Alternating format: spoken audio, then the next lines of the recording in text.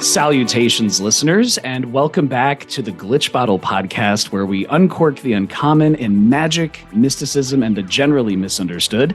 I'm Alexander F., and today, as usual, we are so esoterically elated to welcome back to the podcast author, poet, esoteric researcher, and essayist and healer, Peter Mark Adams. And we're going deep into the world and the mystery, the theurgistic mystery of the Hagia Sophia.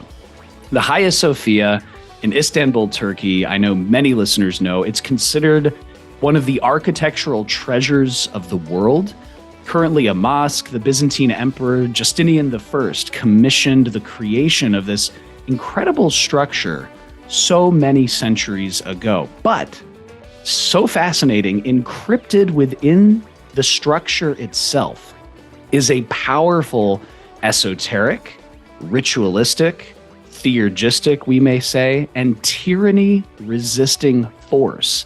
And there's a spiritual aim that is embedded within the Hagia Sophia's stone, the mathematics of its design, the light, the auditory aspects, the visual representations, the choice of the marble. Everything has a very intentional purpose. And Peter Mark Adams has decrypted this powerful esoteric mystery in his latest tome from Scarlet Imprint, Hagia Sophia, Sanctum of Kronos, Spiritual Dissent in an Age of Tyranny.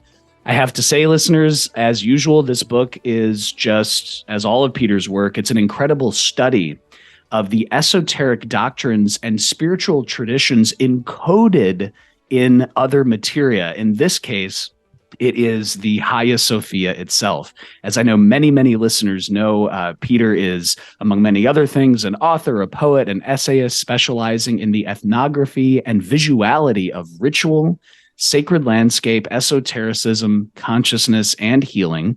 And for many reasons, Peter is the perfect person to put quill to parchment and to write this tome, not only because of his background in decrypting esoteric mysteries, such as in Peter's first appearance on the Glitch Bottle podcast to talk about the game of Saturn, which is Peter's analysis of the Renaissance masterwork of dark ritual embedded in the Solabusca Tarocchi deck, but also, in addition to that, because Peter has lived in the site of the Hagia Sophia for the last 30 years, and he has researched and seen and felt its mysteries firsthand. And so, of course, a really big thanks to Peter Mark Adams for coming on. I also want to thank each and every Glitch Bottle supporter on Patreon for your wonderful and engaging questions for Peter, which I know that we'll get into to explore this mystery of the Hagia Sophia. And now to help us uncork the uncommon, Peter Mark Adams, thank you so much just for taking the time and stopping by on the Glitch Bottle podcast again. Thank you so much, Alex. It's a pleasure to be back on with you, and thank you for inviting me. Peter, the honor is absolutely mine, as always. And I have to say, we were talking about this briefly before the podcast. You've done it again, because your first tome that I read, the Game of Saturn, it changed forever the way that I see the Solabusca Tarocchi or tarot decks. And with your latest tome, the Hagia Sophia, the Sanctum of Kronos, I will never be able to see or apprehend or engage with architecture the same way on so many different levels. So I guess the most logical question, Peter, is what was the genesis of writing the Hagia Sophia, the Sanctum of Kronos? How did this all come about? I think it's built up over the years, Alex. You know, living here and being in the presence of this building, it was always like an oasis of some higher spiritual dimension. You know, it's like a place where your mind will go to be at rest, to commune with a higher order. And I could never quite account for that sense, that feeling, that frisson that the building actually gives you. But what really triggered the present project, what really got it going, is I read an essay by Dr. Anthony Caldelis on the intellectual milieu of the designers. And Caldelis traces them back to the School of Horror Apollo in Alexandria. Okay, so that was my lead, and I started to dig into that. And I found the school of Horapollo was, in fact, a Hellenistic and pagan school, teaching establishment in the city of Alexandria in the 4th and 5th centuries. And it was from there that I realized that Caldelus's argument was that his teacher was their teachers were almost certainly Ammonius Hermias and Eutychius. And okay, so these are fairly unfamiliar names for most of us. But I traced Ammonius Hermias back to Athens. And he was a student of one of the great intellectuals of the 4th century, 5th century, Proclus. Okay, one of the commanding intellects of that century. And again, I started pulling on this golden thread. And I realized that Proclus was in Athens at a very strange establishment for that time and era, because Christianity had become quite oppressive from the end of the 4th century onwards and throughout the 5th century and into the 6th century. And it was oppressive not only on Hellenistic belief and education, but on pagan practice as well in the countryside. Okay. So what I understood is that the great sanctuary of Eleusis, where the most profound mystery rites had been enacted for 1,000 years, was effectively closed down at the end of the 4th century. And then it was sacked by the Christian monks accompanying a marauding army of Goths around 396. But the point about the mysteries of Eleusis is that the initiation was given by a family that had its initiatory lineage conferred on it by the deity itself. And therefore they held a sacred, not just a merely familial tradition in their hands.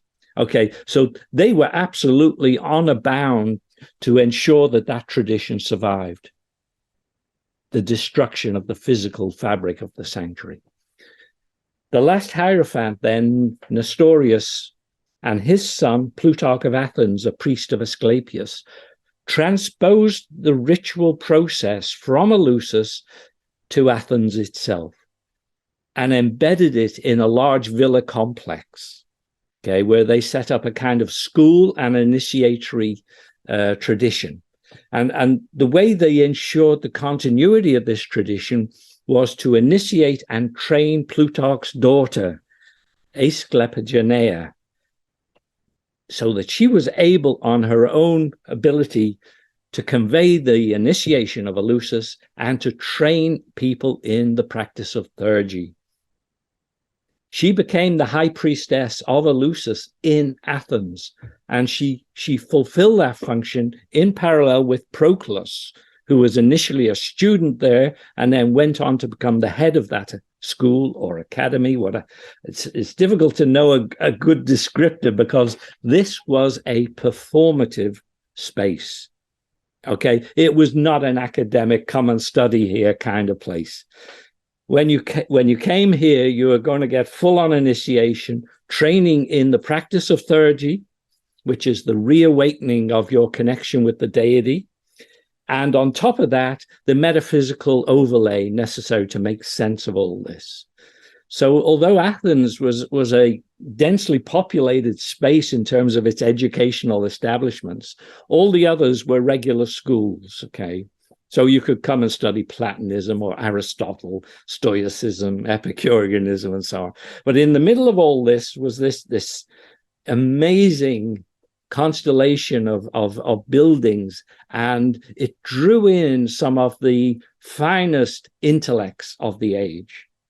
So that, as I say, Proclus was just one of their students. And many of the students, unlike the other schools in Athens, the students coming to this establishment had already develop professional careers. That's to say, they'd done all the education. They had completed professional training as doctors, teachers, rhetoricians, lawyers, or engineers, and were then going on for an advanced course. They would have to complete all of Aristotle before they would be accepted into the academy, so to speak. So you can see what they were doing. They were actually trying to identify and bring together leaders who would then go back into their community and carry the light.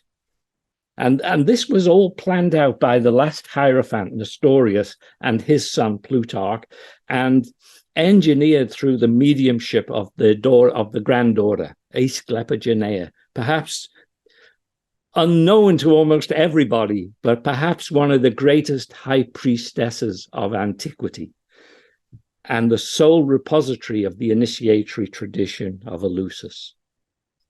So I understood then that the designers of that Hagia Sophia had been educated by people who had been trained in that tradition. Okay, and knowing that that tradition was a performative one, not just an academic scholarship, and that it held mathematics as a way of developing the spirit by dealing with pure forms, that it would naturally encourage people with an engineering background to it, who also had spiritual vocation. And that proved to be the case. Simonius Hermias was one of the rated mathematicians of his age. And his successor, Eutychius, again, was one of the rated mathematicians. And the two designers of Hagia Sophia were already what's called mechanikos. So there were like three levels of professional engineer in the ancient world. At the base level, you'd have like master builders. And then above them, you'd have what we would probably think of as professional architects. And as this pyramid narrows, the top layer, the mechanikos, were engaged in pure scientific and mathematical research. They had close ties to the philosophical communities.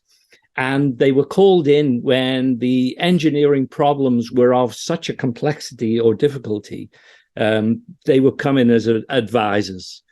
Now, the scene now suddenly shifts from Alexandria to Constantinople, and we talk about Justinian. Now, Justinian had a big problem. He had come to power through his uncle, and his uncle had been an illiterate swineherd in the Balkans, joined the Praetorian Guard, and rose through the ranks, being like 6'6" and, imposing figure, and then had bribed and murdered his way to the purple. Okay. So at that time in Constantinople, the original Roman aristocratic families were still living there. And one of them in particular had erected this massive church on a ridge overlooking the city. And they had decorated it to resemble the Temple of Solomon. And inside, they had covered it with a long inscription declaring their descent from so many Roman emperors. And of course, Justinian was faced with a crisis of legitimacy, essentially. His uncle had legitimacy because he brutalized his way to the purple, but Justinian was a theology student, and when his turn came to assume the purple, he had a major crisis of legitimacy to deal with.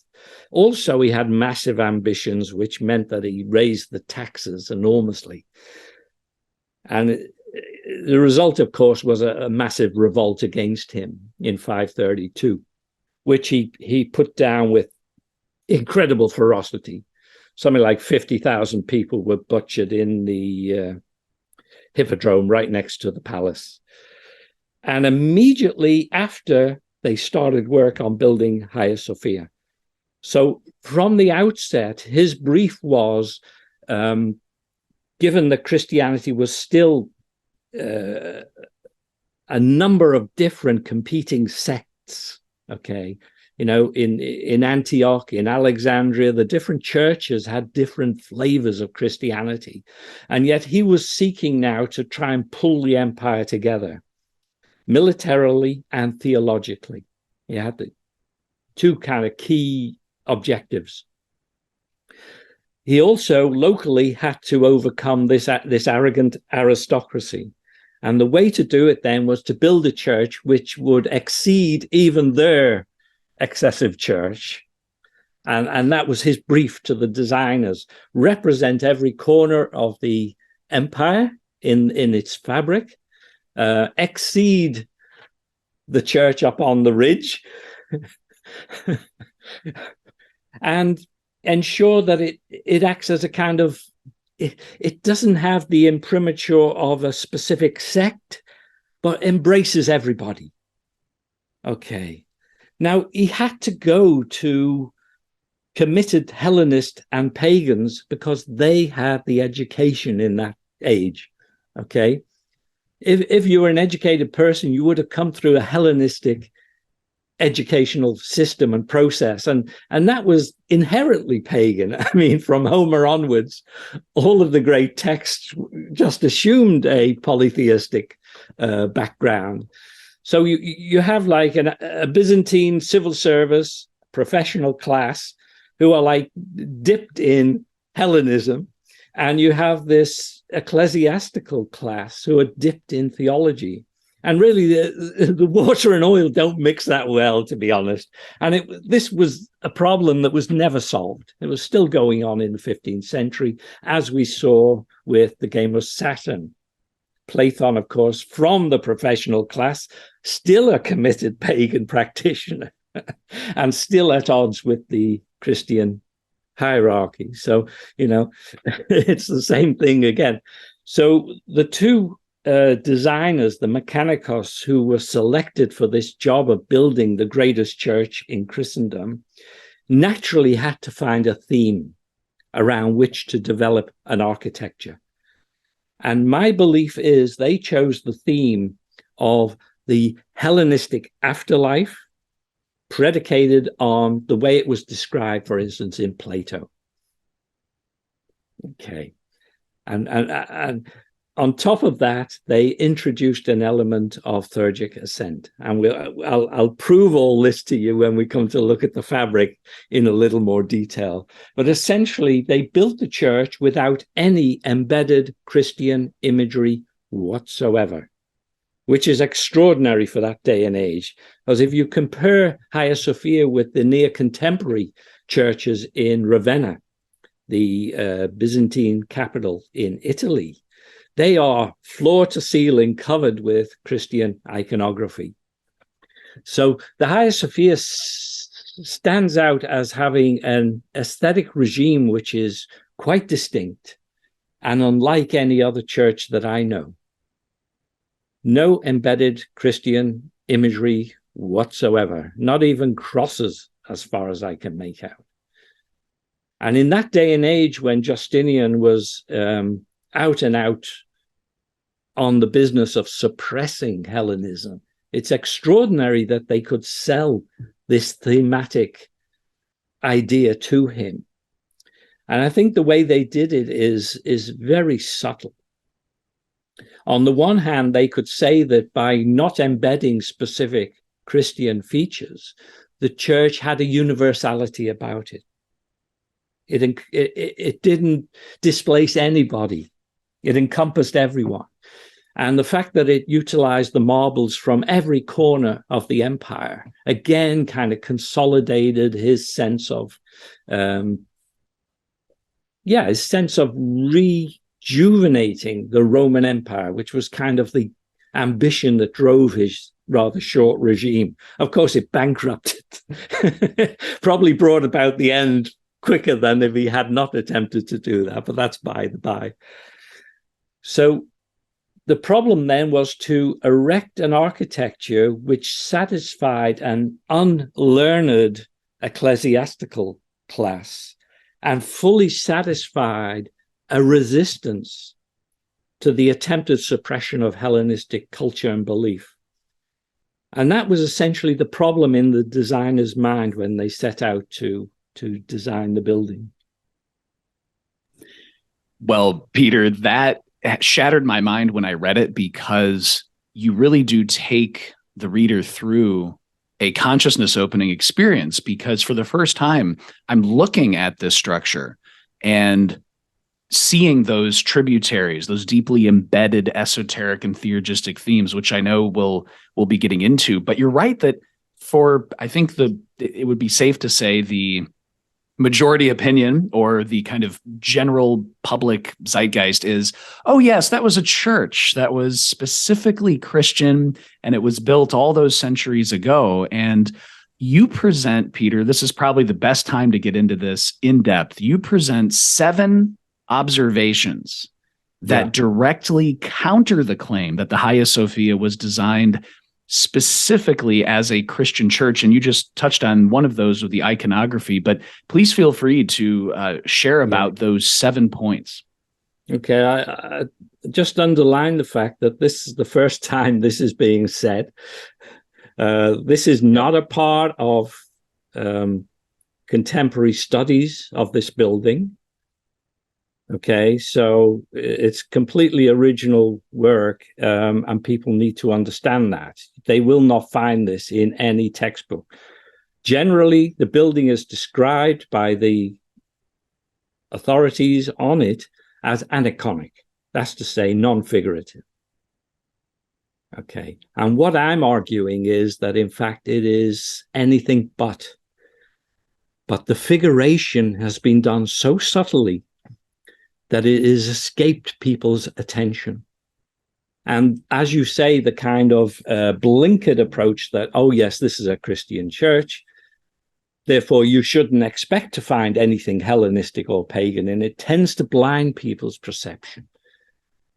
So it has actually shaped the way in which people have viewed the evidence in front of their eyes, at least for the last 100 years, whilst the modern academic scholarship has been exercised on the building. So with that, let me just open this. I hope that's clear to everyone. It's obviously a drone shot of the building itself. And what I wanted to do, if I can, let's see how okay. I just want to point out one fact, that this is a cut of the building itself. And I've marked in yellow what I believe to have been the actual dimensions of the original dome.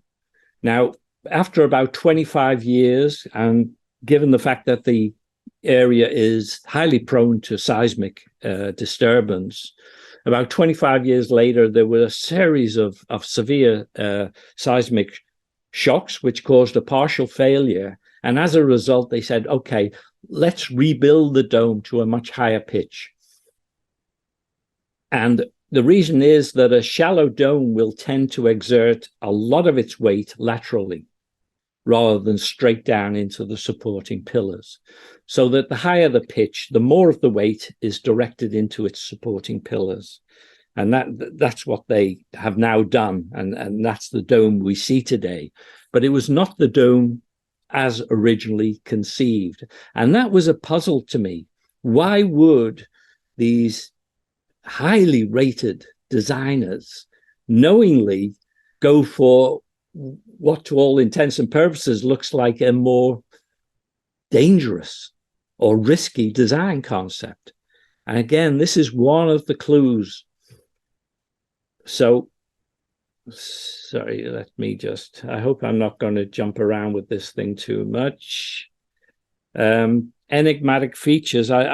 Again, we noticed how the building is described as aniconic. Well, if you look at the marble here, I don't know about you, but I see Capricorn. I see a goat figure with 2 horns. Now, for me, that's figurative. That is not accidental. And when you see these patterns repeated again and again throughout the marble revetment, you begin to form the idea that there's a theme at work here. Okay. Absolutely, Peter. Yeah, that was so amazing to see the arachnid, the scorpion-like, the Capricornian aspects. Just unbelievable. Okay, there's one of the arachnid forms. Yeah. I don't know. I seem to have skipped through a lot of material here. Let me just, I'm trying to use the wheel on the mouse. Unfortunately, it's not working very well. My apologies. Okay. So these were the enigmas I had spotted in the building, and which really caused me to engage with the fabric and try and understand.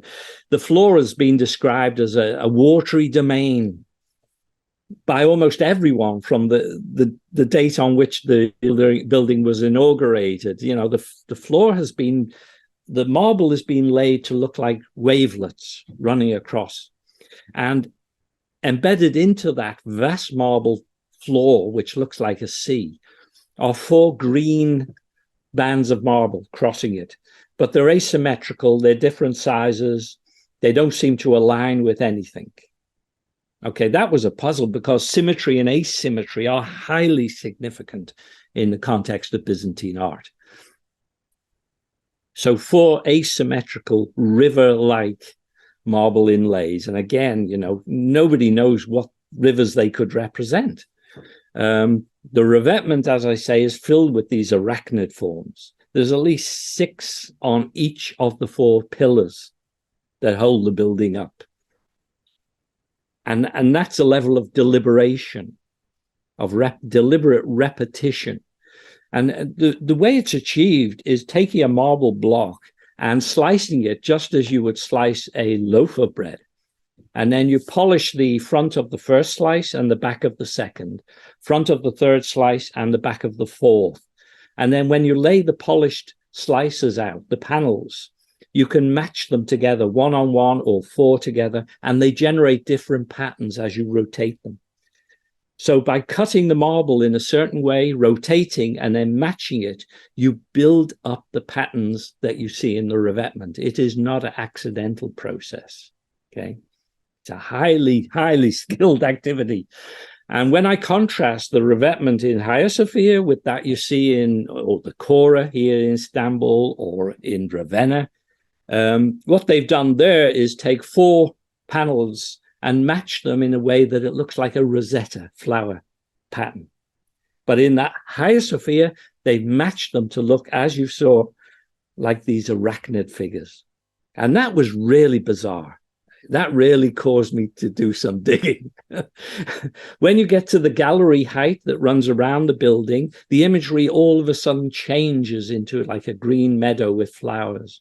And again, why? Why a meadow? And why at that point above the arachnids would you have a meadow? And finally, the ceiling, you know, the 10,000 square meters is covered in gold tesserae. Okay, now gold tesserae are made by taking a large sheet of glass and you cover it in real gold foil. And then you place a sheet of glass on top of it and you oven bake it until they fuse. And when it cools, you cut it up into like small 1 centimeter by 1 centimeter square blocks. You then position those blocks into the plaster on the ceiling and angle them so that they make a smooth, reflective surface. It's like 180 tesserae per square meter over the 10,000 square meters of the ceiling area. And that is a vast gold reflective surface that lies at the very heart of the building. And around the dome, we place silver tesserae on the window sills that let light into the dome. And they act to reflect the external light up onto the gold tesserae and down into the naus, into the body of the building. And Procopius, who saw the building at the time, said it was like infused with a golden glow. Okay, so this was the optical side. And when you look again at the designer's CV, so to speak, Anthemius of Tralles, his speciality was optics and acoustics. and especially the mathematics of reflective surfaces. In other words, in the ancient world, he was the top researcher and expert on that. And that accounts for the sophistication of the optical and acoustic design of the building. The other designer, Isidorus of Miletus, was top expert on stereometry, the mathematics of three-dimensional objects, with a specialization on volts. Now, volts are the basis of all domes, semidomes, arches, pendentives, and so on. So again, the geometric structure of the building itself has been fashioned to represent, I believe, the process of creation laid out in Plato's Timaeus. Okay, now we'll look into this a little more. Despite the fact that Justinian was busily destroying the Hellenistic cultural heritage and intellectual tradition, whilst being totally dependent upon those educated within that tradition, the building has 4 emblems of the ancient Hellenistic city god Poseidon embedded into one of the southerly piers. And this is extraordinary, and extraordinary. Nobody has ever spoken about this, or the incongruity of it in this, the greatest church of Christendom. Okay. And the image of Poseidon is on the same southerly pier as the image that looks so much like Capricorn. Again, this was another conundrum that needed to be solved. So I'm just going to depict those two together.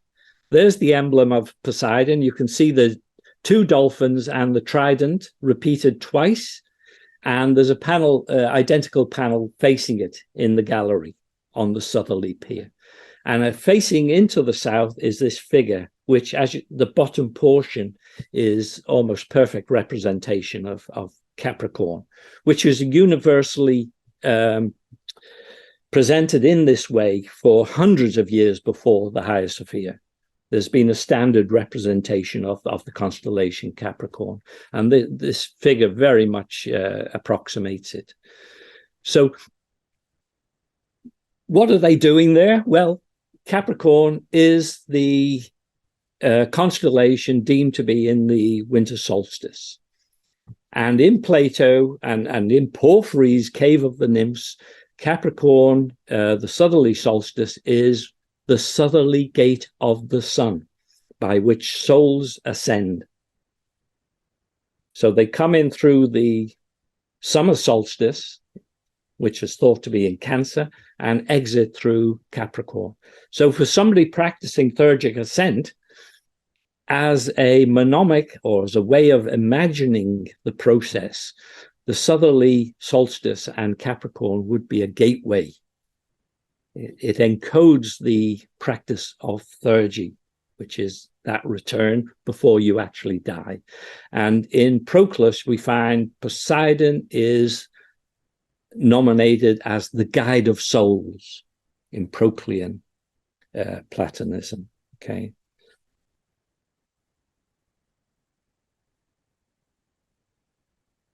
Oops, jumped too far. This is showing the interior.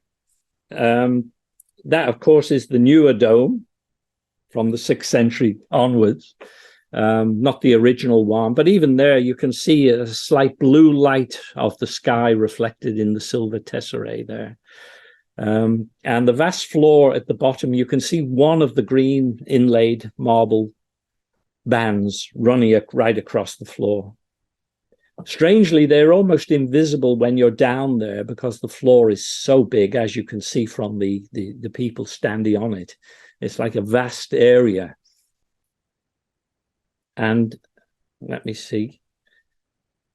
I'm having a lot of problems with this. There's the floral mosaic. Now, the significance of this is that in the Hellenistic afterlife, you have the underworld in Plato with it's a watery domain, in which there are 4 rivers that he names, and the 4 rivers are each dedicated to a particular form of purification for people who've fallen foul and dropped into Tartarus.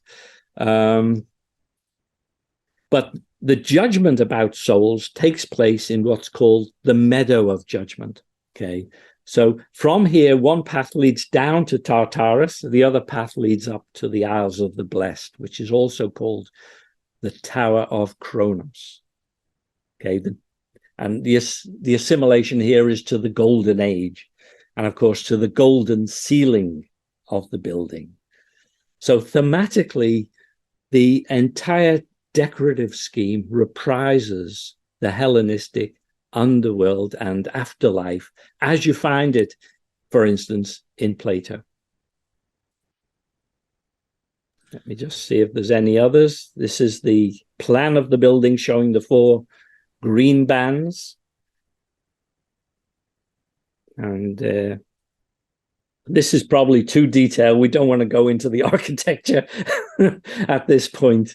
So let me just drop down through this. There's some of the marble revetment, and you can see in the bottommost panels and the topmost panels the arachnid forms, and in the middle panels purely decorative forms. So this just highlights the level of deliberation about the design of the marble paneling, the cutting and choice and joining of marble panels. Now, in Plato's Timaeus, there's an account of the creation, which is given in geometrical terms. And I've got a quote here from Domenico Mira, really one of the world's great classicists. He says, in looking at the plan of St. Sophia, it's almost as if we see translated in stereometry, again, that 3-dimensional modeling, the geometry of the divine as interpreted by Proclus in his commentary on Euclid. And Proclus's commentary on Euclid is informed by Plato's Timaeus.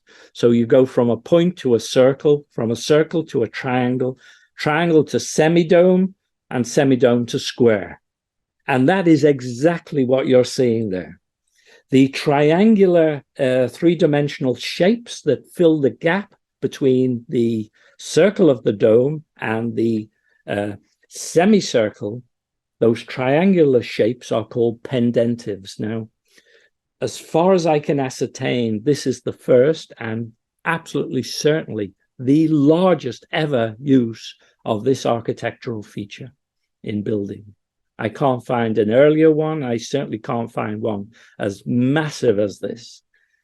So again, just from a purely architectural point of view, the building is innovative on another scale. You will not see architecture like this for another 1,000 years. I can't think of anything like it before the first of the medieval cathedrals go up, actually. Wow. And as you said, yeah, we're talking about, like this was the summit of the Hellenistic engineering and intellectual tradition. After this, it's like all downhill for the next 1,000 years. Okay, so let me come out of this, Alex. I don't know. I hope that's not too overwhelming an amount of.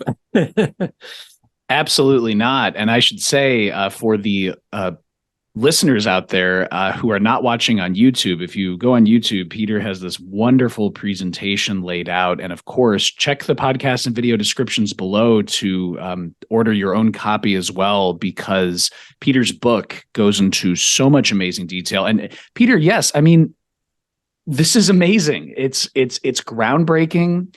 You've decrypted for me some of the encrypted, embedded, theurgistic, ritualistic procedures, kind of guiding people through. And you touched on this before because, about this theme of resisting tyranny. And you talked about how Justinian I, obviously, has this very aggressive, horrible persecution, torture of pagans. Can you share a little bit about the theme of everything you described, how does that tie into spiritual dissent? Especially when it comes to, as you say, this kind of dissent, quote, strives to preserve and re-emphasize on a societal level higher order ethical values beyond the materialism, the nepotism, and the corruption that are the hallmarks of tyranny, unquote. Can you elaborate on that? That is fascinating. Yeah, I mean, it's probably evident to people now that by designing especially the decorative design in this way, basing it on Plato, basing it on the text in Plato where he explicitly says that tyrants will be judged, but they will not go to the purificatory rivers. They will go into Tartarus to the deepest level and they'll stay there forever. And Plato is quite explicit about that. So that for any of the high court civil servants attending mass, they would have seen Justinian sitting in the garden of judgment. I mean, they would have read the decorative design. They would have looked over down into the Naus and seen the four rivers and the watery associations, and they would have grasped that the designers were metaphorically replicating the underworld, and given Justinian's behavior, his ruthless behavior in the suppression of the Hellenistic culture, Hellenistic intellectuals, that he was in the garden of judgment in a metaphysical sense, and that his destiny would be to be plunged into the deepest level of Tartarus. And that must have given quite a boost to people who were otherwise under considerable pressure of informers, spies, torture, wealth confiscation, and being sent into exile. So the fact that the designers were brave enough to do this and used the depth of their cultural background, their education, to disguise the design in this way, knowing that most of the court, the soldiers, the emperor, certainly all the bishops and archbishops and priests would not be able to grasp the thematic unity of the building because they didn't have the cultural background that enabled it to be built and exist. Okay. So that is a form of resistance itself. It's what's called a charismatic act. It's an act in the face of tyranny. Had they been caught, they would have been executed. I mean, they had everything to lose doing this. And yet they still went ahead and did it right under the emperor's nose, which is extraordinary. It's a testament to their depth of spiritual commitment, in a sense. And the fact that they put the Poseidon plaques in there is absolutely incredible to me. How they got away with that, I don't know, but they did. So that aspect of reasserting spiritual values, because the process of judgment is about the process of reincarnation as well. Right. Plato is quite explicit that those people who are successful in theurgic ascent, unite with the Godhead or the divinity, have absolute responsibility to take incarnation and continue to convey those spiritual truths to others. Okay, this is a cyclic process that's modeled over there. It's not a one-way street. You don't go off, get initiation, do your theurgy, zap up into the light, and you're at bliss, and everyone else is suffering. It doesn't work like that. If you achieve that degree of enlightened awareness, you have absolute responsibility to take incarnation and continue to propagate an essentially spiritual view of nature and reality to others. Okay, and that's what this building celebrates in the face of this monotheistic tyranny that was being enacted at the time. Peter, this really shattered my understanding about architecture and specifically sacred architecture and the Hagia Sophia's just deeply embedded theurgistic structure. And I think this is a perfect time to elaborate, if you could, Peter, on a couple of themes that you brought up that tie into reincarnation. Could you elaborate on the ladder of virtues that culminates in the theurgistic virtue of henosis or union with the deity? But then also, could you share, Peter, a little bit about, as you say, these incredible, historically sidelined, but powerful female voices? One of the main ones found in Asclepigenea, the hereditary lineage holder of this initiatory tradition. I mean, how do these themes relate to each other? Okay, so given that the purpose of the school or academy or institution, perhaps is a better word, that the last Hierophant and his son founded in Athens, it naturally had to have a developmental program. I mean, the sanctuary world had gone. And so its hereditary priests, priestesses, its whole process was essentially lost. And all they had when they transposed to an urban environment was a set of villas where people could come and stay, and some space where they could enact the initiation and teach theurgy. So what they needed was a process. Now, there seems to have been a close connection between the school or institute in Athens and Iamblichus, who was a Syrian promoter of the art of theurgy, himself almost certainly, I think, from a hereditary priestly and initiatory tradition in his own family. And what Iamblichus had done has taken the four classical virtues and expanded them to 7 virtues that would serve as a spiritual ladder of ascent, whose objective was henosis, or union with the divinity, as the 7th step. So they recognized that people needed a process to move through personal purification and development so that they would be positioned for that. And so Iamblichus developed this idea of a ladder of virtues. 7 virtues that move the person away from an engagement and dependency or addiction to material reality and more into an inner space.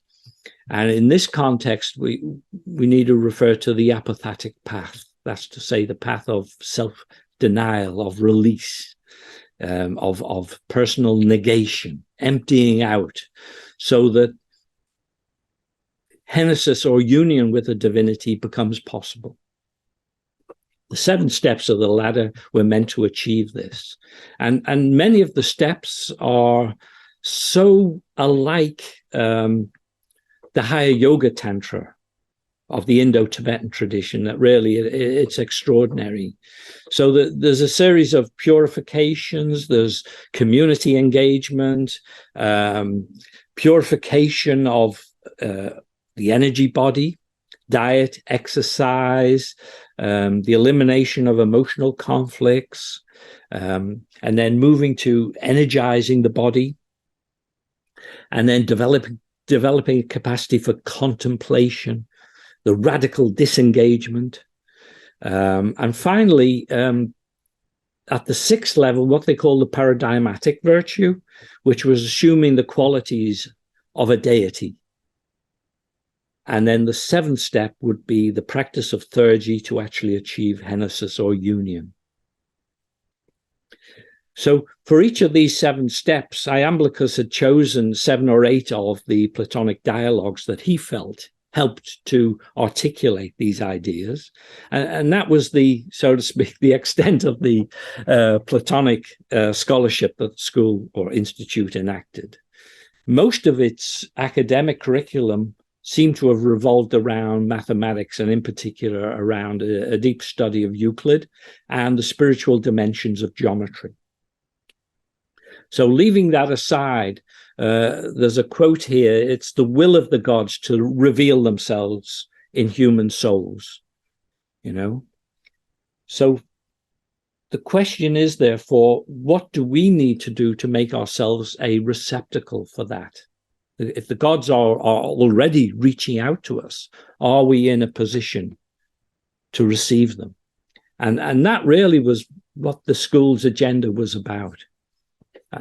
Okay, so that answers the first part of your question, I think. Asclepigenea's role in this was she was the initiatrix. She became the Eleusinian Hierophantissa.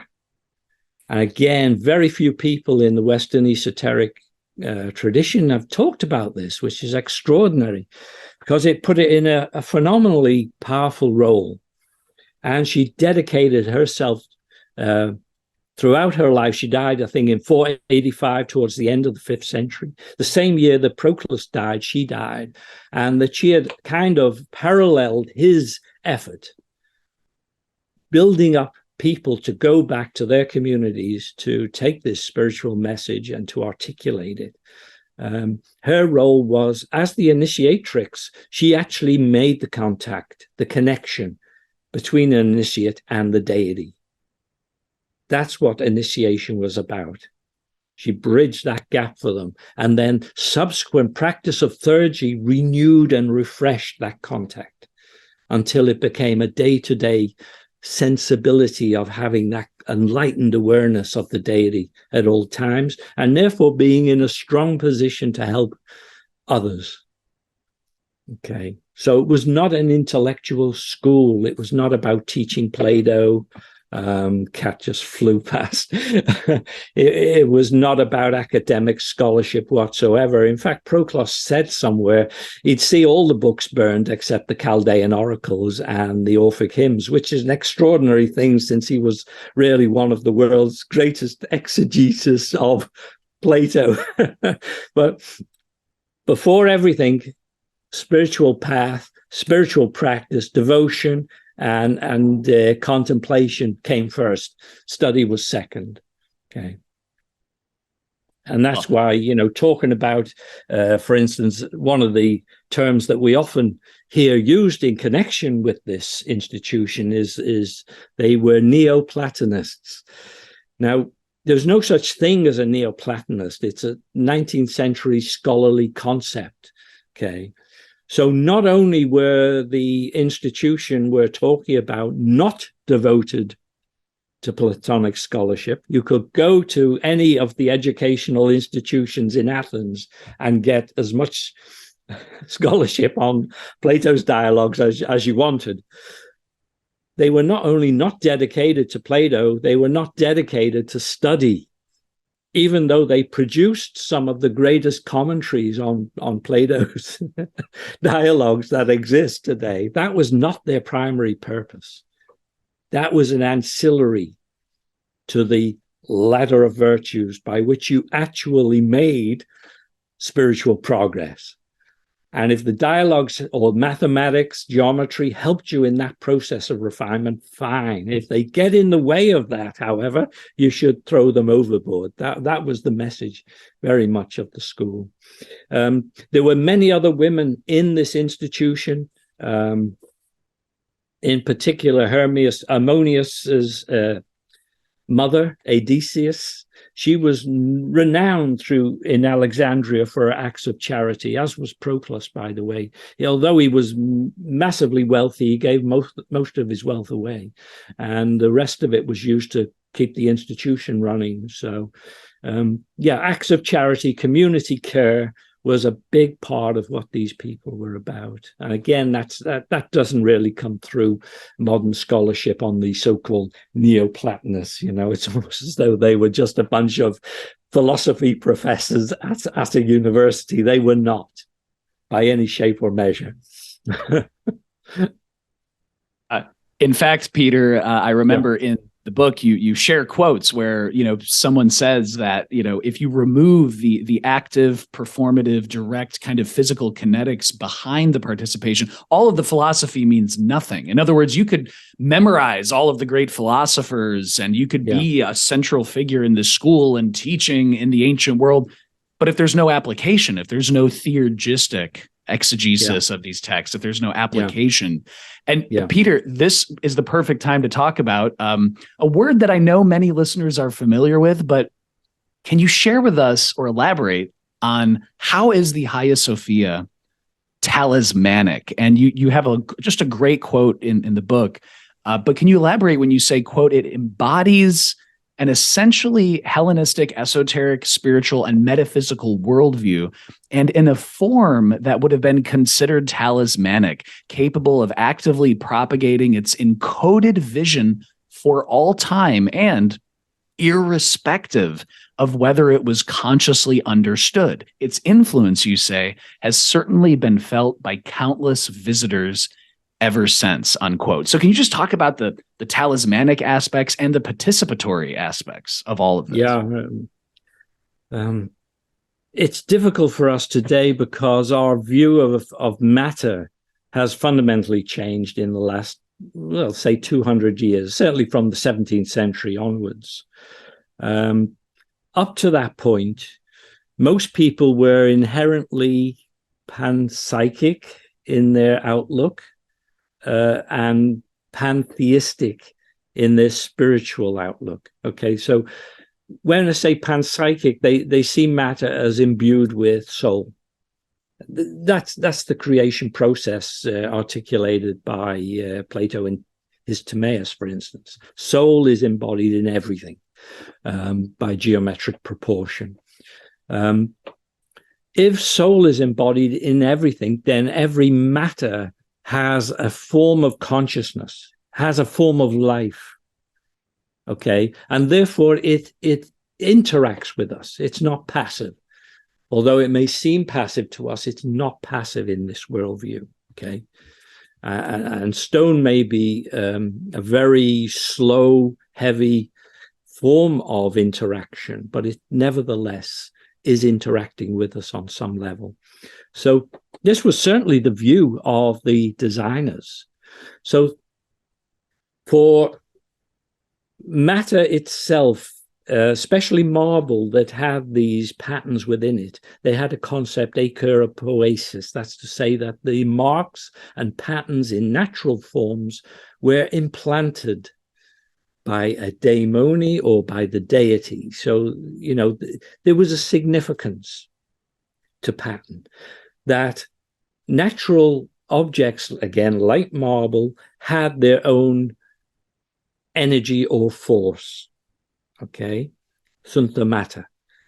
When you assemble a group of related items, and people will relate to this from ritual magic, where you bring an incense and a crystal, and you build up a series of objects that have a shared or a common reference point to a higher order spiritual being, right?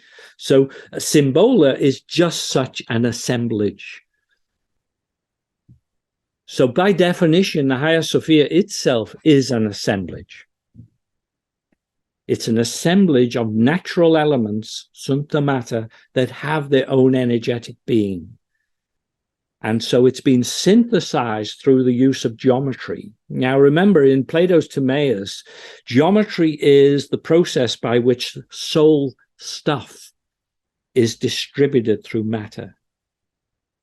Okay, so by enacting a geometry of natural substances that encompasses many different orders of complementary being, you are creating a chamber of interaction, which is founded upon a spiritual concept, which exactly mirrors Plato's creation process. So the entire universe is encapsulated in the building, and from a Hellenistic perspective, it is an active space. Okay, I that's the best I can do, I think. I'm just sitting back, Peter, just digesting all of this. I love that. I love that phrase, by the way, a chamber of interactions. And to elaborate on one of the interactions that's kind of just moving around this chamber in the Hagia Sophia, Peter, you sent me a clip And I'll see if we can put it in here, of the Stanford University Byzantine Choir reproducing the actual sound and atmospherics in the Hagia Sophia. And listening to this,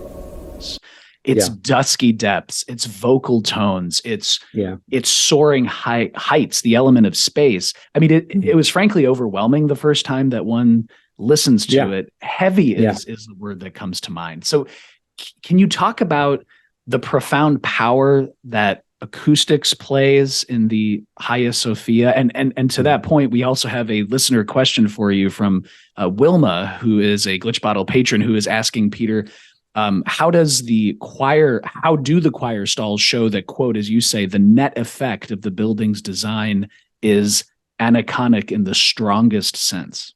Yeah. So because of the reflective surfaces that the building is kind of undiluted, there's no like curtains or anything to dampen the sound. This is a total acoustic chamber. And as much as it has this golden, or had the golden glow infused into the naos, all the sounds of the choirs, normally a performance space has like a 2-second reverb or reverberation. In the Hagia Sophia, it's like 12 to 14 seconds.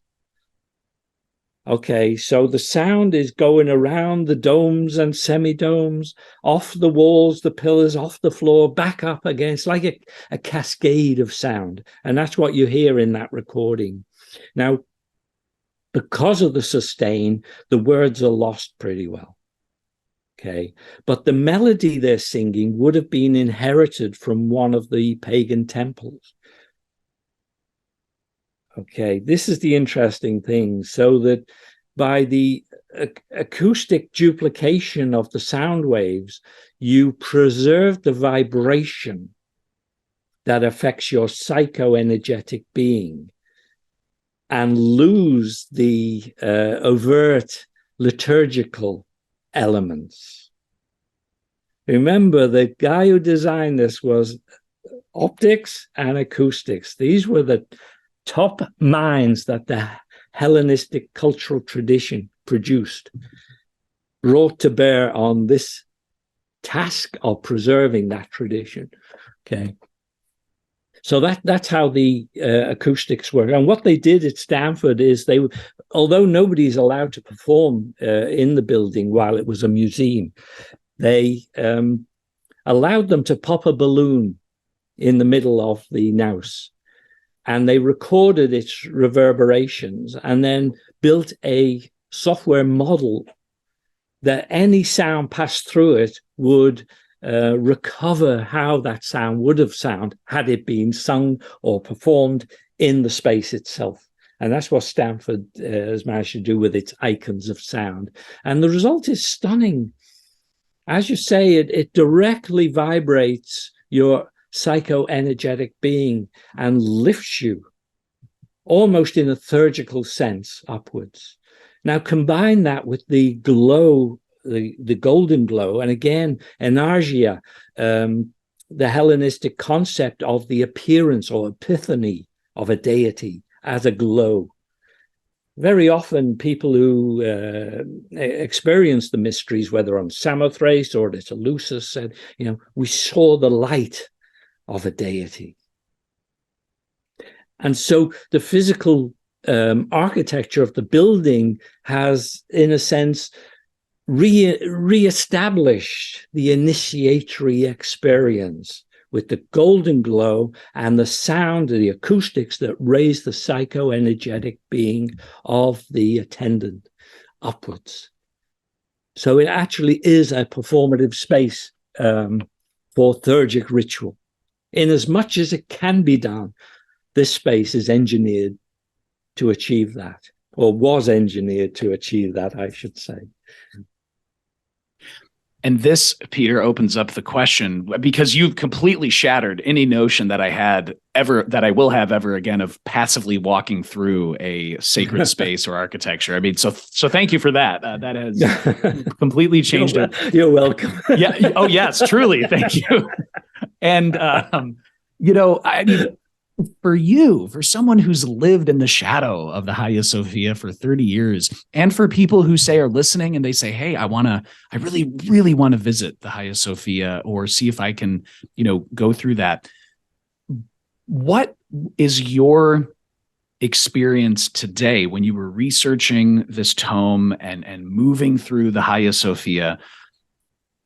As you go through it today, can you apprehend and participate in, dare we say, these elements, these kind of multi-tiered, elements and themes of theurgistic participation? I mean, what can you say from your research and from your direct experience? Well, the building has seen a lot in its 1,500 years. Like 50% of the marble revetment has disappeared over 1,500 years. The dome is completely replaced now with a much higher pitched dome, which is a ribbed vault. The original one was just a smooth mirror surface, okay? Now it's a mirror, it's a ribbed vault, so it doesn't have that reflective quality. The geometry of it has changed so that the light from the sills is not like hitting this mirror and descending. That's gone. Currently, it's serving as a mosque, so the gallery area is restricted. You can go on the main floor, but the main floor now is covered by a carpet because people are worshiping there. And, as a result of its conversion back to a mosque, it's really intensely visited now. In the past, you could often go there. It was almost empty, It's not the case now. So this building has seen many phases of restoration, botched restoration, good restorations, use for this, use for that. Its history is far more than any human lifetime. I would always say, if you have a chance to visit it, you should visit it because it's an outstanding piece of architecture. But its capacity to invoke the kind of theurgic experience I just described to you disappeared 1,000 years ago. Okay, we need to understand that. I'm writing this book having attempted to recover a high point in the Hellenistic spiritual journey by rolling back, all of the changes to the building back to the time it was inaugurated. And that's what I've attempted to do as much as I could. But we need to recognize the history and time move on. And the fact that we can read this book now and seek to understand this opens up new opportunities for new architectures and new spaces. We can take these principles and look for them elsewhere. And people who are busy with sacred architecture can perhaps conceive of new forms of it. Well, Peter, as usual, to follow your exact point, you always have fascinating and garner fascinating listener questions. And so I think we can definitely delve into some of those now. We have a listener question for you from Fatima Nujum, who says, Ahlan wa sahlan, or welcome, Peter. So glad my favorite guest is back on my favorite podcast. Well, thank you, Fatima. Thank you. And Fatima says, I lived, Peter, near Istanbul for many years before moving to Pakistan. My question is, was elective astrology used in the building of the Hagia Sophia? I'm very curious about any astrological connections. Thank you, Peter. Yeah, the astrology was absolutely fundamental. It was part of the quadrivium. Astrology, they were not perhaps that clearly defined in the 4th, 5th century. What I've done in the book is to have the elective astrology for the inauguration of the building process done. And that features as Appendix 1. Okay. I also had the elective astrology done for the inauguration, but it's not published. I would suspect that every single step of the construction process was timed according to astrological factors. And again, I think this is a first. I can't find anything like this in the scholarly literature. But it's clear that what they chose was not the optimal astrological time, but the optimal time that was closest to where they were standing when they wanted to start. Okay, they didn't, in other words, put off construction. Construction was done fast. And it was the first optimal time that was chosen, not the most. They may have had to wait another 8 months to get perfect. You know, they said, no, we're going to start. This is we know the day on which the construction process was inaugurated, and all the astrological factors are positive for that day for this type of endeavor. And the proof is in the appendix of the book there. And as I say, I'm sure if we knew the stages of construction, I'm pretty sure you'll find that they only commenced on favorable days. And as I say, that is totally consistent with this underlying pantheism and panpsychism. I mean, the alignment of the stars and planets and everything was an integral part of this spiritual culture, of this outlook. So it would have been madness to disregard astrology in the creation of the building. Absolute madness. There's no way they would ever even think of doing without the astrological omens being positive. So elective astrology was fundamental to the building process.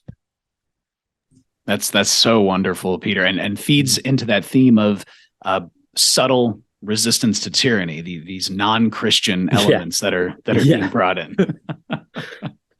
Well, and Peter, too, we have a few questions. As you say, the building has seen so much change over hundreds and hundreds and hundreds and hundreds of years. And so we have a few listener questions for you from Tracy Dixon. And Tracy is asking, why were mosaics used instead of paintings in the Hagia Sophia, especially given that mosaics are very heavy? Was there a cultural, spiritual, or even architectural design behind any use of mosaics?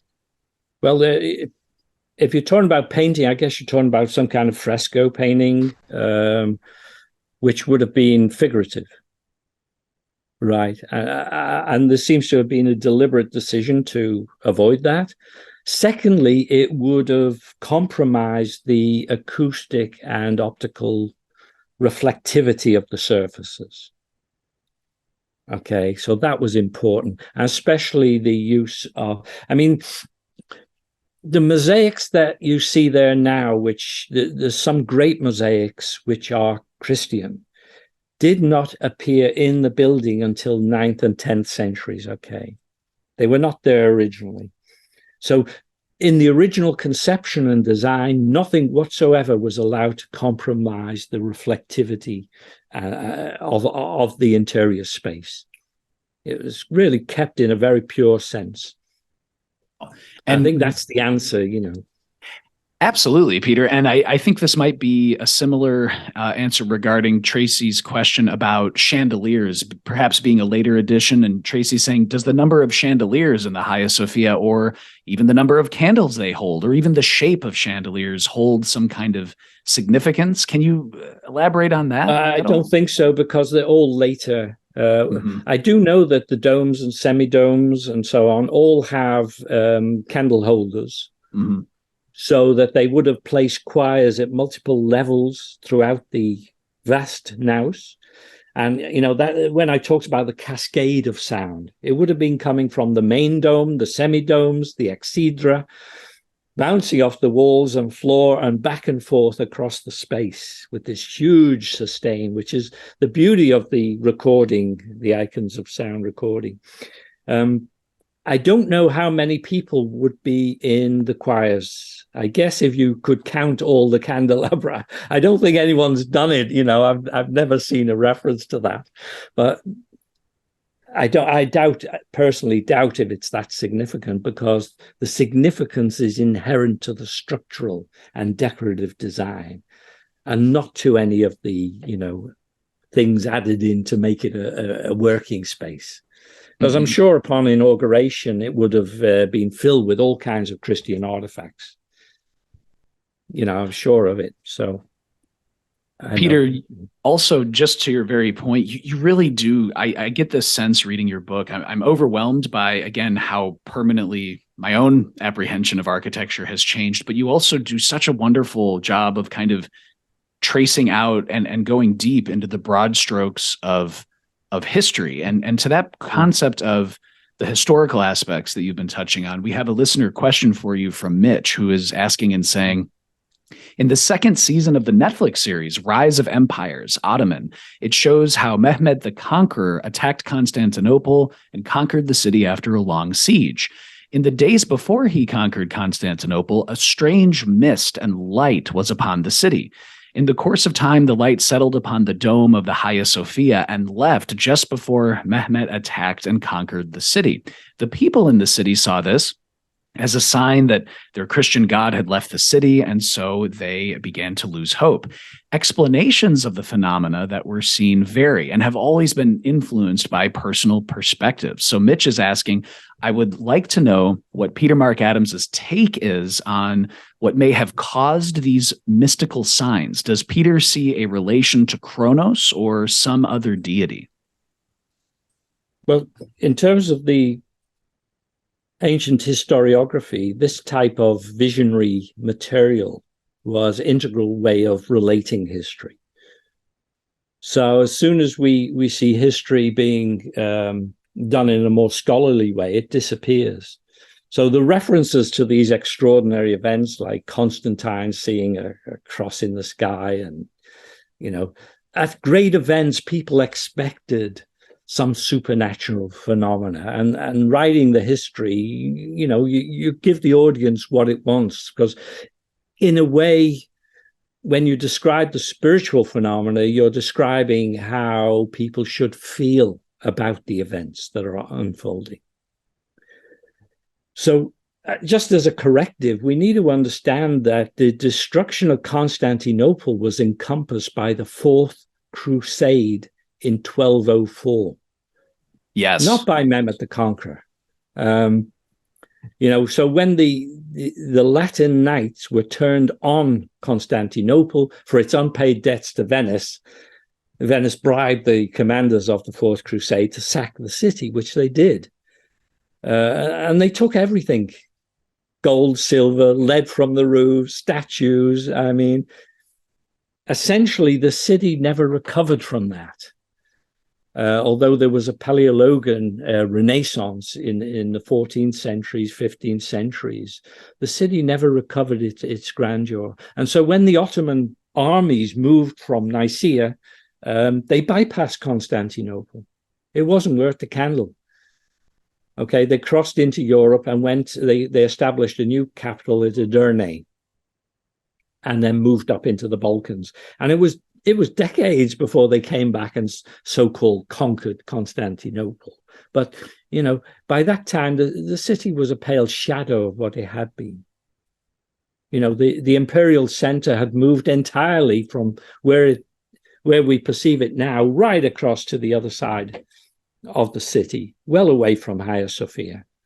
And most of the intervening space had been turned into market gardens, and people were like grazing sheep and cattle and everything. So, yeah, this is like the the historical reality.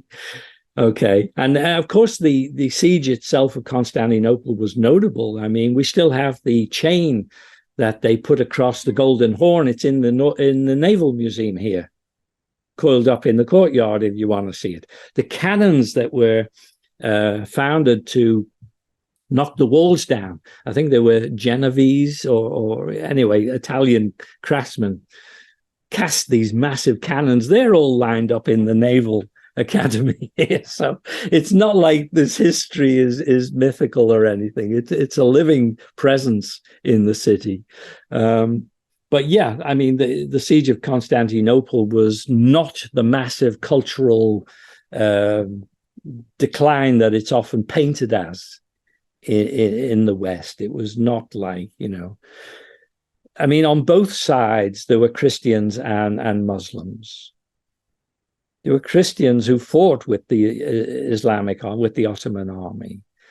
I mean, the entire so-called Janissary Guard were recruited in the Balkans, okay, as young boys and then brought up.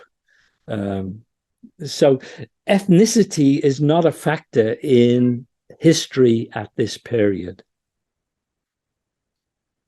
I love that, Peter. I thank you, because that's such an important context. Again, when you look at the barbarism of the Christian Crusades, when you look at the fact that, as you say, ethnicity wasn't a factor at that historical moment, and just the complexity, I think that is so refreshing, really. And indeed, Mehmet the Conqueror, he would chase anyone who did any damage to the Hagia Sophia. He really took a lot of care to make sure nobody in the days after the success of the siege touched the fabric of that building. He really was very, very firm about it. So, yeah, exactly. Just those very intentional efforts to preserve and to not destroy, which again, pushing back on that reality. That was characteristic generally of Islam in these years. It totally swallowed the classical and Hellenistic inheritance in literature, in art, in engineering. The Hagia Sophia became the model for the mosque that was built opposite it. The great mosques that dominate, historic mosques that dominate that area of Constantinople, were modeled on the Hagia Sophia. The engineering, they were in awe of it, and immediately assimilated it and improved upon it. And, for instance, all the texts they could find of the Byzantine era were carefully collected into the Ottoman library. And so we have a copy here of Platon's laws that was transcribed into Ottoman Turkish, and it's in the library here. So they were very good at preserving civilization, the Ottomans, very good. And that's true throughout the Islamic world, Islamic medicine. And so Aristotle was like the king of, sources for them to go to. Absolutely. I was just reading a book, the Routledge History of Medieval Magic, somewhere here on my bookshelf. And, when you think of even classically, Catholic authors, like St. Thomas Aquinas, well, St. Thomas, it wasn't just a pure copying of Aristotelian metaphysics into his Summa Theologiae. There were, as you say, Peter, just the massive debt that European writers in the Middle Ages have to the Islamic scholars and theurgists and researchers, and the Islamic commentaries on Aristotelian metaphysics informing later works that become so popular and Catholic, like the Summa Theologiae. Just that intertwining is so beautiful. Yeah. And it's good to rebalance our conceptions by becoming aware of this. Yeah. Absolutely.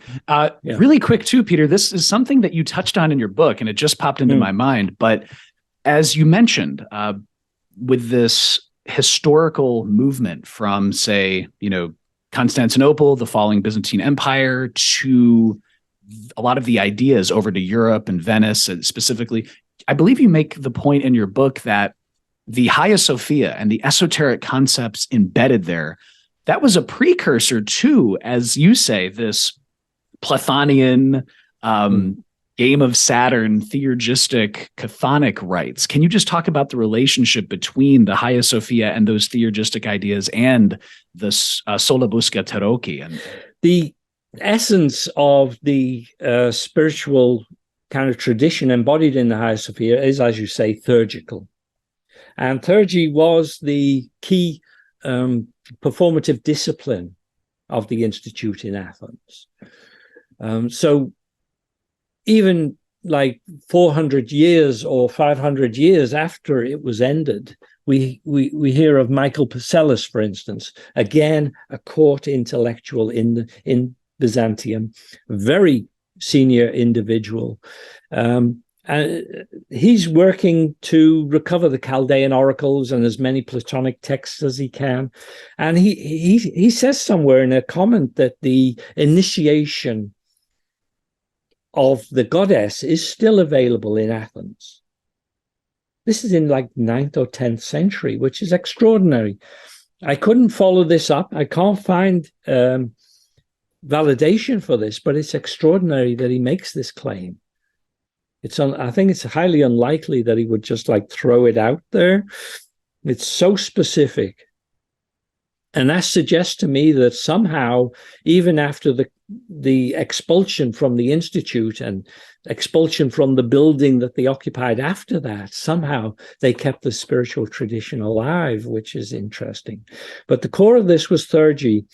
And certainly Michael Psellus and others were pursuing the recovery of the theurgic mechanism.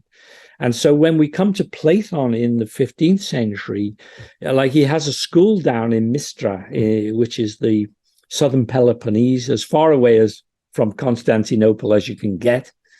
And there he is teaching the full range of theurgic practices. And it's essentially a devotional practice. That's the important thing. Whereas magic is proactive in one sense, this is devotional, it's apathetic. It's the loss of selfhood in order to achieve henosis and union with the divine. So it kind of goes in a different trajectory. And then we see Platon writing the laws, which is a liturgical system for the recovery of the connection to the Hellenistic deities. So the liturgical current went on. And as we see in the Sola Busca, the ritual processes enacted there are distinctly Hellenistic and liturgical. I couldn't find another source or explanation for the specifics in that imagery. And we know, for instance, that Francesco Diaceto, who succeeded Ficino in the so-called School of Florence, from his diary, as D.P. Walker quotes it, is how to conduct a liturgical ritual to the sun god, for instance. And again, you see this assemblage of all things which are related to the sun in some way, this synthemata, which are brought together and become symbola, kind of amplifying their resonance with the deity, and dressing in colors and in a form and with a hat and so on, all aligned with the single purpose of being commensurate with the deity that you seek to invoke. So yeah, that essentially is the core spiritual practice, I think, derived from certainly the Institute at Athens, but evidently this would have been part of the teaching available at Eleusis amongst the priesthood. What I suspect is that while the sanctuaries remained intact, it was sufficient for the priesthood and their lineage of families to have access to this spiritual technology and to maintain it, and for people to visit and gain a benefit from it. But the kind of watershed when the sanctuaries were closed down and they had to find a way of transposing the core of the spiritual tradition into an urban space, marks the birth of the Western esoteric tradition. Because thereafter, we've had to go on in confined urban spaces in order to to provide an institutional basis for the tradition to go on, to be continued. Yeah. And Peter, as well, I know you have some lovely concluding thoughts in the book about just the massive importance of the Hagia Sophia, which we'll definitely get into, as well as I love your inspiration for those future architectural projects. It's so wonderful. On this theme of visiting, I know more and more people who, in the last few years are traveling a lot more. And so Tracy also has a follow-up question for you as well, in terms of how feasible is it when you are saying, "Hey, I want to visit Turkey right now. I want to visit the Hagia Sophia." Obviously, it is now a mosque, so having complete respect for the worshipers there. But can you visit the Hagia Sophia, and how is it traveling right now? Okay, there's no restrictions on travel. There's no COVID restrictions. You don't have to demonstrate you have had these injections. There's nothing like that.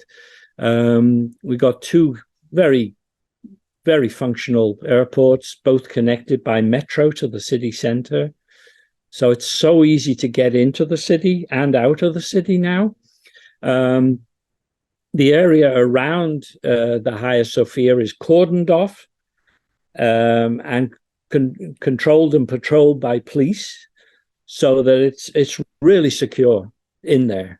Okay, they have checked everyone coming in. There's no chance of anyone slipping in. There's no chance of a disturbance. You'll find that most of the buildings, like the Blue Mosque, the Hagia Sophia, and right behind it, of course, is the old palace building, Topkapi Palace. They're all like of a unity, and the basilican system, the underground area, it's all secure. It's busy, that's for sure. And going in the mosques, of course, is free. You don't have to pay any kind of fee at all. But for women, you should dress, as they say, modestly, like cover your arms and have a scarf to tie around your head. That's all. When you go in the mosque, you have to take your shoes off. Okay. And they have facilities there where you can either carry the shoes or put them in a bag, or you can put them in one of the little lockups. They're numbered lockups. You can just put your shoes there. So as long as the prayer times are like established, outside those prayer times, which is like hours long period, it's just a free space inside the mosques. You're free to photograph, you're free to wander around, to sit on the carpet, to contemplate, So yeah, I mean, no problem. No problem at all. And as I say, the city has some wonderful museums now. The Archaeological Museum is just down from Topkapi.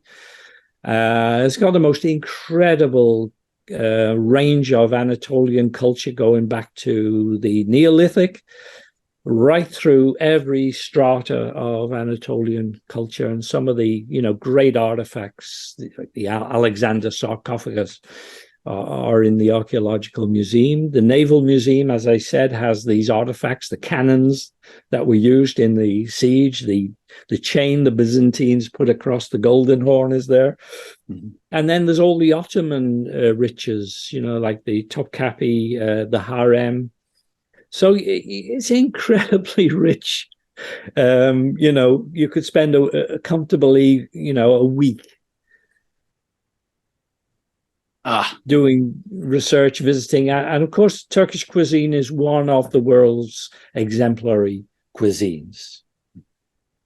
People need to be aware of that fact as well. It's there's all the hot fast food you could want is available here. Don't worry about that. But the Turkish cuisine itself is so profound and rich. It's an experience. I think it should be a mortal sin for anybody to have fast food when you're in one of the, cultural one of the cultural nexuses of the world. I mean, please, no, this is egregious. They should sit in the Hades underworld section of the Hagia Sophia, I think. Well, Peter, I definitely want to ask you, because I know just from our previous conversations, you're always working on something. But before we get there, in terms of concluding thoughts about the Hagia Sophia, you conclude your book. And again, listeners, please check out the podcast and video descriptions to get your own copy from Scarlet Imprint right now. It's just consciousness changing and shattering. It's so wonderful. You conclude in your book that the Hagia Sophia is, quote, a model of the metaphysical cycle of the procession and reversion of souls, and also a repository of traditional lore, preserving the Hellenistic eschatological model attested in literary form from the time of Homer. And it's also, as an architecture, a dissent, as you said, a charismatic act in the midst of tyranny, Justinian I, and repression. And it's also, you say, an engine predicated on the valorization of a set of higher order ethical virtues. So given all of these layers of meaning, that's just a fusion of ritualistic meaning, as listeners pick up a copy of your book and go deeper and start reading, what are the big takeaways, Peter, that you want listeners and readers of your book to keep in mind, or visiting Istanbul and visiting the Hagia Sophia? What are the big broad strokes that you'd like? I think the main thing is that I wanted to demonstrate that our categorization of this tradition as Neoplatonism is a severe distortion. And that what we have here is a spiritual system, a developmental system, on a par with the Indo-Tibetan Higher Yoga Tantra. And that's extraordinary. That, the initiations and the liturgical processes are on a par with any other spiritual system. And that in a sense, it sits at the root of European culture. And, the 19th century has tended, I think, because it's evolutionary, it's colonial and materialistic outlook, has tended to downplay, ignore, or even despise this tradition. And that's extremely unfortunate because as a result, it's disappeared out of sight. I mean, the famous classical scholar E.R. Dodds wrote a book called The Greeks and the Irrational, which is still a famous text that people refer to. And in there, he talks about, theurgy as the last refuge of a despairing intelligentsia. That's an absolutely incredible statement in this day and age, but it's indicative of academic response to this tradition. And as a result of that response, they kind of discarded or ignored it until fairly recently. There's only people like, Gregory Shaw have done fantastic work in bringing a new vitality and understanding to theurgy and its place in the ancient culture. And I'm hoping as a result of this that theurgy will better counterbalance magic and Goetia in the minds of people interested in the Western esoteric tradition, because it needs that counterbalance. Well, I certainly know that again, once you read this book, listeners, you really will have just such a deeper appreciation for how architecture itself is theurgistically talismanic in that sense. And Peter, I know myself and the listeners who will definitely pick up a copy of your book really appreciate that, because it is changing, pushing back on the misconceptions there. So Peter, you are, you're in Istanbul. You've been living in the shadow of the Hagia Sophia for 30 years, but the way your mind works, I just get the sense that you're constantly working on a menagerie of projects. So are there any hints or any clues you can give us to either deeper research into this area or any other projects that you're working on? You can tell us about. The current one is the cult of Saturn. And basically what I'm doing there is while the game of Saturn was essentially a decoding of the iconography of the solar busca, and then an attempt to establish some kind of historical framework to explain it. what is left behind in that process is the metaphysics of this Saturnian current, okay? So what I'm currently doing is looking over that material again and saying, what is its metaphysical significance to us today? How does a Saturnian current, which goes back into the mist of time, look projected into the future? What is its essence? What is its significance for us, and what can we gain from it? What are the practical aspects of the cult of Saturn which we can employ in our day-to-day lives? Okay, so that's the big project I'm currently engaged upon, and that will be produced by Theon. We don't have time scale yet, but I'm aiming to complete a text by the summer.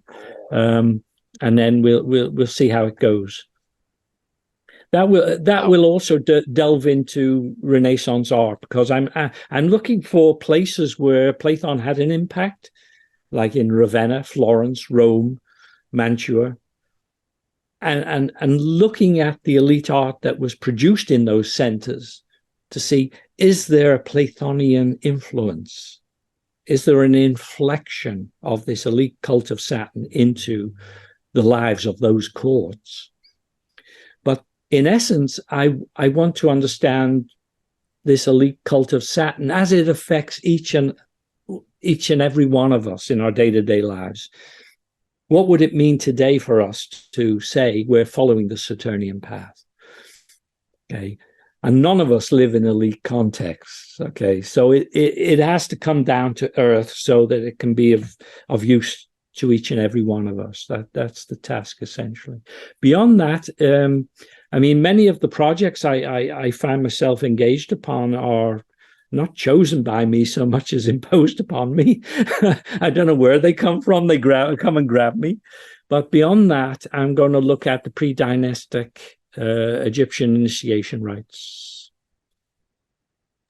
Well, Peter, you've successfully again have me salivating, because now I want to buy a ticket to Istanbul and now follow, and delve deeper into this practical application of the cult of Saturn. So thank you for filling my mind yet again. Can you share with listeners, and I know that Glitch Bottle patrons will have a pretty cool after show where you might share some of your experiences researching the book. So check that out on Patreon. But Peter, yourself and Kenzie and all of the healing work that you do, as well as your projects, can you just share a little bit about your website and just how people can support your work? Yeah, petermarkadams.com.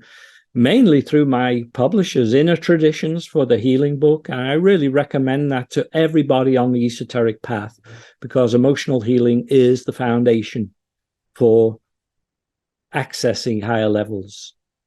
Okay, whether it's on the spiritual plane, on the energetic plane, you need to clear emotional stuff. And that book is replete with examples of techniques and how they're used and the results you obtain from them. You can literally change your life entirely overnight through healing fundamental fissures in your psychology. So I underline the healing more than anything else for people on the esoteric path. Because it's often neglected. Okay, and now we have such powerful tools to hand. They're easy to learn, easy to use, and they don't require, some in-depth psychological process of, 5 years of analysis or something like this. Right? It's stuff you can just do on the train, sitting there. You can be dealing with the stuff that easily because the techniques are so powerful now. People need to know that. Kenzie, of course, is the full-time healer in our family. And she has her website. I think you'll have that in the links. And we've talked about that in the past. On top of that, the publishers themselves, either Scarlet Imprint or Theon for the esoteric material. I continue to have good relationships with Scarlet. I want to underline that. They themselves said they simply couldn't absorb any more material at the current time. The present book is just coming out. I mean, like in a week or so. So for me to launch another project with them and have it ready by summer is just overload. You know, they're booked up throughout 23 and into 24. And so they're very happy for me to work with Theon to get this project out of the way. I just want to underline that, you know, I have excellent relationships with all these publishers. And Absolutely. I think that's it, really. That's it for now. Watch this space. Yeah. Yes, I was just about to say this is so wonderful, Peter. Thank you so much for just taking the time. Author, poet, essayist, healer, scholar, researcher. There's not enough adjectives. And his latest tome from Scarlet Imprint is the Hagia Sophia, Sanctum of Kronos, Spiritual Dissent in an Age of Tyranny. Peter, thank you again just so much for taking the time. Thank you, Alex. It's always a pleasure. It's a pleasure to be on your podcast. Always.